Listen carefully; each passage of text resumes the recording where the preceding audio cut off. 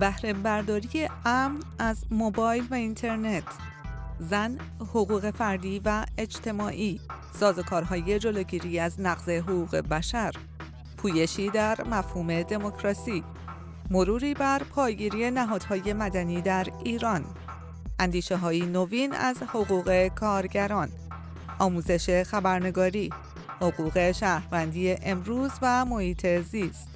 توانا، رایگان توانایی ما را به سمت انسان امروزین جهانی متمدن تازه می کند. برای شرکت در این کلاس ها به توانا.org بروید و با جیمیل مستعار ثبت نام کنید. از طریق فیسبوک، توییتر و شبکه یوتیوب می توانید آموزشکده توانا را دنبال کنید.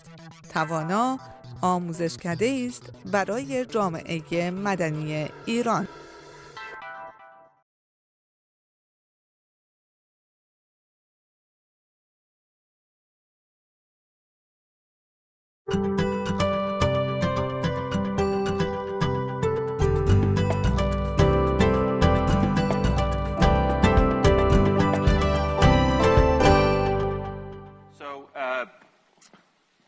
We all know what e-government is, when government uses the tools of technology to deliver the services they expect them to deliver. Well, at PDF we coined a new term called we government, which is the new era where not only is government making data available, but we're collecting data and people are building new tools, applications, and platforms that are useful for people in their civic lives. We've had some amazing leaders on our stage and some amazing inspirational talks, but there isn't a single person I can tell you that we know of in our universe that's currently working in government that understands the relationship between technology, data, democracy, efficiency, transparency, and accountability in government than our next speaker. We are very, very grateful to have him with us. First time at PDF, I hope not the last, the CTO of the White House in the USA, Todd Park.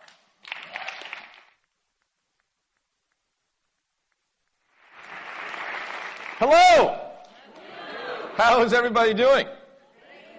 I know that we're running way over, so I'm going to try to keep this really, really short, and actually would really love to hang out with folks afterwards, so I'll just stay here as well afterwards if anyone wants to chat. This is my first PDF. It will most definitely will not be the last. This is the most extraordinary gathering I've ever been to. I feel like when I sit in this hall and hear the speakers speak, that we're talking about the very underpinnings of democracy itself and what more sacred and important subject is there for all of us citizens than that. So thank you so much for welcoming me into the community. I'd like to make a small contribution in terms of my thoughts, and then really, after this, I'd love to talk with as many of you as possible and learn as much as I possibly can. As many folks who have spoken here today have said, I am here fundamentally to ask for your help. And it's actually on a topic that I'm more passionate about, I think, than any other topic, which is the power of open data, which may seem mundane to many people, but the power of open data to generate massive, massive social change. And I think that actually, in order for open data to generate social change, it's very important to recognize that it's not just about opening data. You can't just blindly publish data and expect that to do anything, right?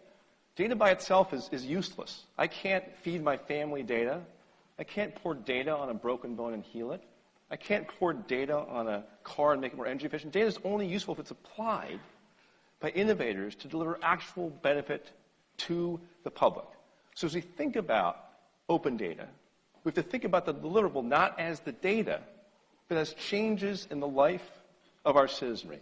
We think about actually work to liberate data is not just about publishing it, but instead to think of the deliverable, as Clay Johnson has said, as an ecosystem of innovation that's vibrant and self-propelled, beautifully chaotic, decentralized, unkillable, that takes that data as fuel and turns it into magic, turns it to real improvements in the lives of our citizens, real improvements in our democracy.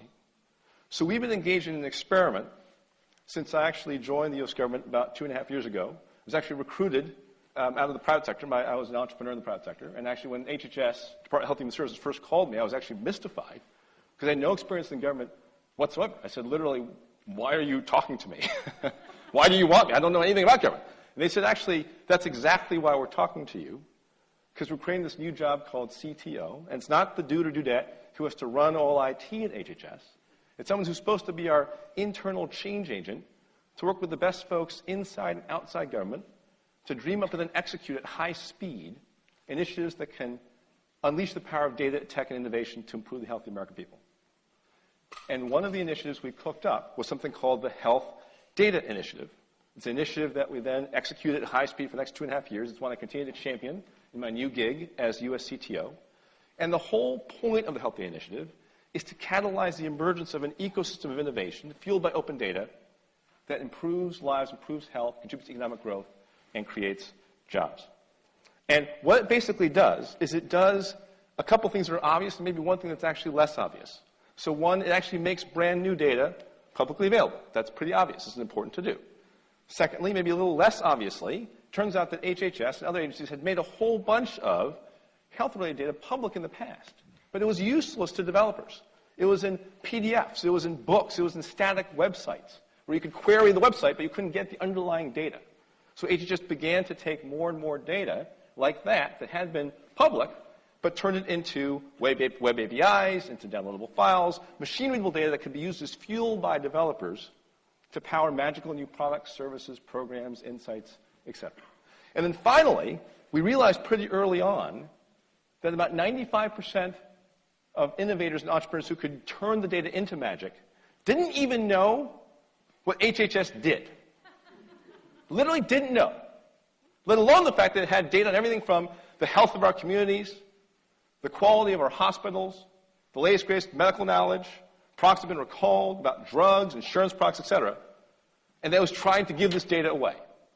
So it turns out that we actually had to engage in a marketing campaign about the data, in a grassroots outreach and education campaign of meetups, hackathons, codathons, and data paloozas, all of which were very foreign to HHS at the time, but actually become rapidly less foreign as we speak. And we actually paid attention to a very important piece of advice we got from a whole bunch of people, which was, look, every successful ecosystem of innovation that sits on top of data has engaged developers, innovators from the beginning in that process of liberating the data and catalyzing innovation. From the beginning. So we actually started by bringing together a group of about 40 people or so in a room at the Institute of Medicine, amazing tech minds and healthcare minds, put a pile of data on the table and said, look, what do you think? We can make this data available, we can make it machine readable, what do you think? Right? They brainstormed over the course of about a day, 20 brilliant ideas, classes of applications and services you could build with this data. We then actually made the data available, made it machine readable. Within 90 days, we hosted a first annual health data palooza, at which these innovators actually brought to bear close to 20 brand new products, services, features they'd built using this data in just 90 days. And that had two very interesting effects. One was it inspired more innovators to understand what our data was all about and build more stuff. Secondly, very importantly, there were actually a fair number of folks at HHS who actually didn't like this data liberación thing that I was talking about, right? Kind of crossed their arms and said, look, I just can't imagine how this will lead to anything that's good. If I release the data in usable form, I can just imagine horribleness happening, misuse, abuse. I cannot imagine awesomeness of any kind. And we made it a special point to invite them and gave them front row seats at this June 2010 Health Data Palooza. And they saw the awesomeness that innovators brought to bear. They saw that if you as a government data owner just made your data available and usable, let people know it was there, people would use it to generate all kinds of new services and products and insights that will help improve access to care, health literacy, make care better, make care safer. And they started to get it. They said, I see. If I make this data available in machine-readable form and let people know it's there, a whole bunch of other people I don't have to pay will build all kinds of incredible stuff that can advance my mission. We said, yes, that's exactly right. So they started making more data available. It became much easier internally to sell this proposition of making the data available, which led to more awesomeness being built, which led to more data being made available, which led to more awesomeness being built, more data liberación, more awesomeness, et cetera, right? Last week, and we're still a little sleep deprived, we just hosted a third annual Health Data Palooza, about 2.5 years into this. 1,400 people gathered in the Washington Convention Center over the course of 2 days to actually see the best of over 240 companies and nonprofits work who had taken open health data and turned it into all kinds of magic that help consumers find the right doctor for them, help people find a clinical trial that could save their life, help communities actually hold their public officials accountable for the state of public health in their community, help doctors and hospitals deliver better care, and so much more. It was a living embodiment of a fundamental belief that we've actually come to hold about Government 2.0, which is called Joy's Law. Joy's Law was named after Bill Joy, the co-founder of Sun Microsystems. He once famously said, no matter who you are, you have to remember that most of the smartest people in the world work for somebody else. Which is, of course, true, right? So you really want to maximize social return on data in the government. Make it free. Liberate it. Make it machine readable, and let all the other smart people in the world take that data and turn it into magic. Magic that can help the American people. And these hundreds and hundreds of new services, products, features, programs, insights, right? Insight machines have been built. Total cost to the American taxpayer? Zero! Buckus! Nada! Fantastic, right? All we're doing is taking data you've already paid for, made it machine readable, which wasn't that hard because it's in machines now. Made it available, jujitsu, into the public domain, let people know it's there, and then the American innovators and entrepreneurs do the rest. Do the rest. These products and services are already helping tens of millions of Americans all kinds of ways. Helping grow the economy and create jobs. So this is a play that we really like. It requires no new legislation. It requires no new regulation. It requires basically very little in the way of money. It just requires embracing the idea of government as a platform. And so a central tenet of what we're actually doing now is running this open data, open innovation play again and again and again. We recently rolled out, US CIO Steve Van Rokel and I, a new digital government strategy that, among other things, the part that makes my heart go pitter-pat with rapid pittering and pattering, is the part that says that the default state of government data going forward in new systems that are architected shall be open and machine readable. Which is awesome. And even better than that statement is the fact that OMB is the Office of Management Budget, basically runs the government. So it's important to know who they are, right? I've gotten to know who they are, and I love them, especially when they do stuff like open up the data, right? So basically, they're coming out with very specific new policy in the next 6 months that says exactly how that's going to work. The agencies are supposed to put together very specific plans to actually make that happen. So it's actually a level of guidance that's very specific, with very specific follow-up steps, which is actually very exciting. Folks, we're also supposed to reach back into their legacy infrastructure and prioritize, 2 web APIs to actually deploy on high-value data, and that's actually supposed to, again, accelerate over time as well. And then on top of that, kind of basic level of cross-government action, we've also launched a new Open Data Initiatives program, which is meant to double down on Health Data Initiative, but also clone it in education, energy, public safety, the nonprofit space, and potentially other spaces as well, where we want to actually turbocharge the web APIing of legacy data beyond actually the minimum standard of the digital government strategy, and also critically engage innovators from the very beginning. From the very beginning, what data should be made available? What investments should be made, if any, right, in terms of the high priority data, in timeliness, granularity, improvement, so on and so forth, right? And showcase the work of these innovators to help inspire more data liberation and more innovation. So we're doubling down on open data, open innovation as a source of improvement in the lives of citizens and a contributor to the economy. So what I'd like to do now, actually, is just talk briefly about, well, what specific benefit in a generalizable way can we expect from open data and open innovation leveraging open data?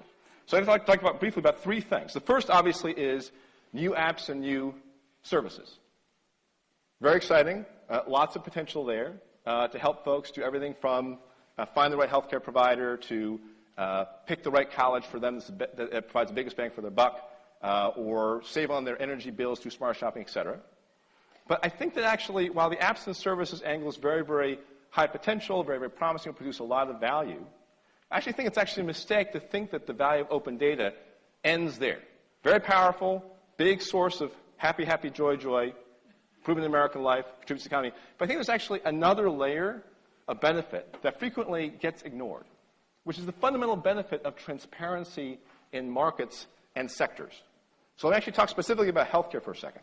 So Medicare just published a 5-year study that looked at the impact of just publishing hospital quality metrics over the course of those 5 years.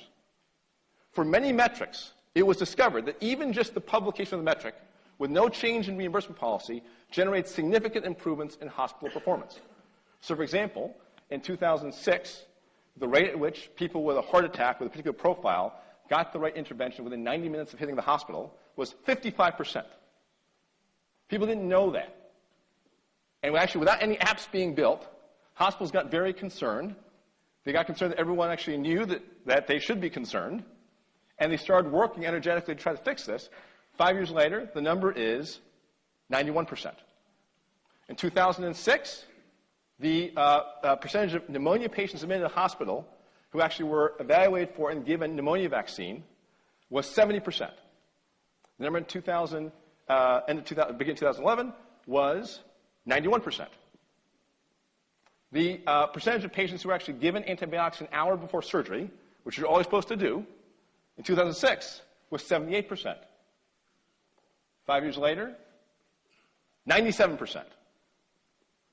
Open data, market transparency saves lives. Literally has saved lives.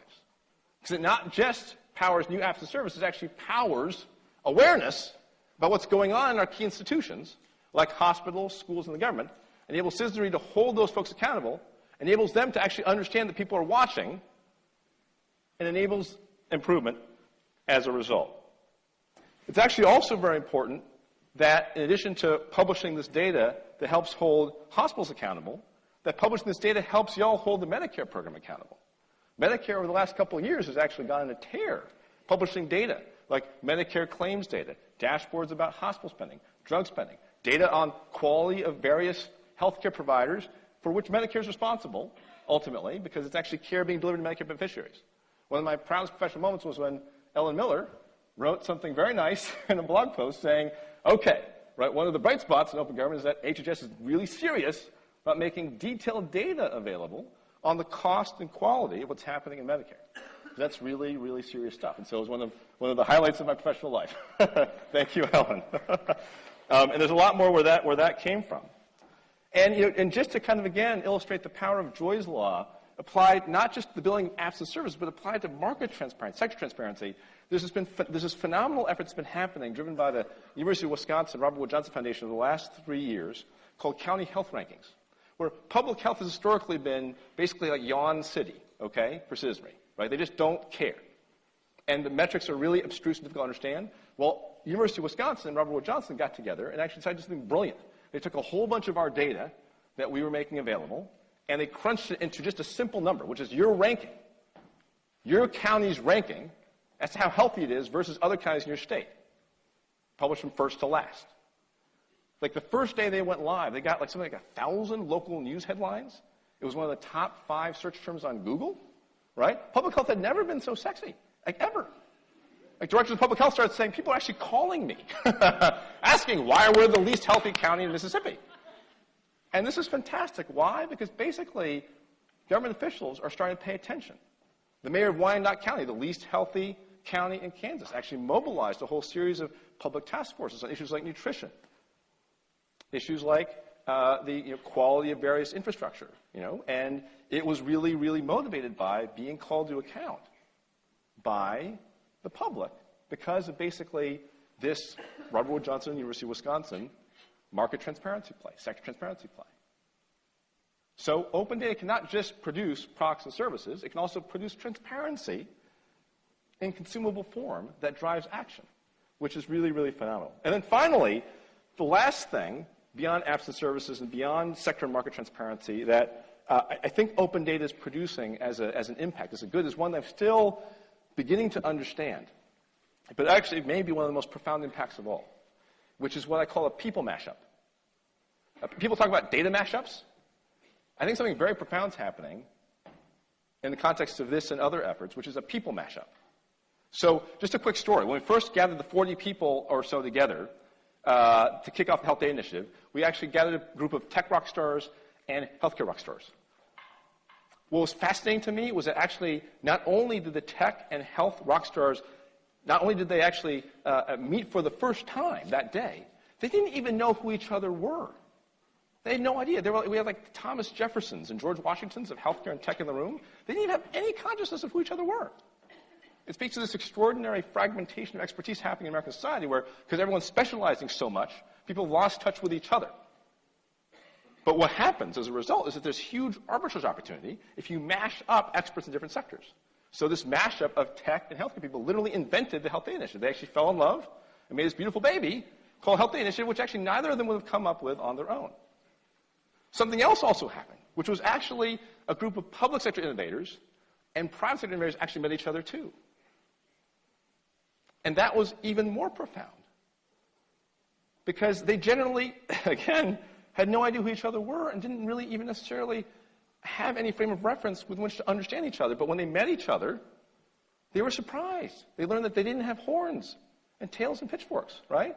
That actually that they had a lot in common, that they were actually trying to do the same things in general.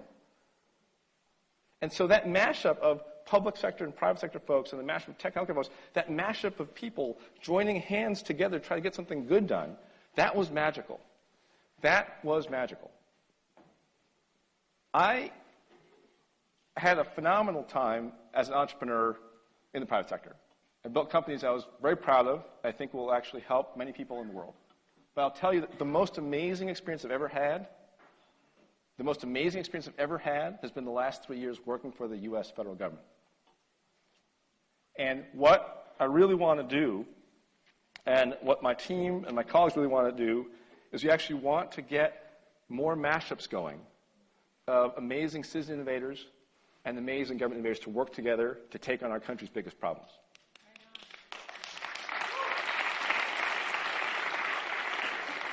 And because we're very action-oriented, we don't just like saying highfalutin things and then doing nothing, right? There's a very specific follow-through item on this point, and a very specific ask for every single one of you here in person and watching, and your friends and your friends' friends. We've launched a new program, I'm about to say, launching a new program called the Presidential Innovation Fellows Program.